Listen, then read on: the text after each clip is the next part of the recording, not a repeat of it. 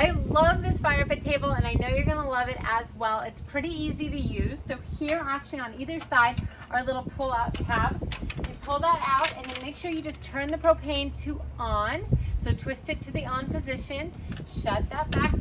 And then down here is your knob to turn it on. So I don't have the propane on right now for this demo, but what you would do is once it's on, you're just gonna push in, and then you can turn it. You'll hear that click. That's the igniter launching, and it'll go medium to high flames. Now, if for some reason you do it a couple times and it's not igniting, go ahead and just use a lighter to get it started. So you can do it that way as well. The propane's still gonna be coming through.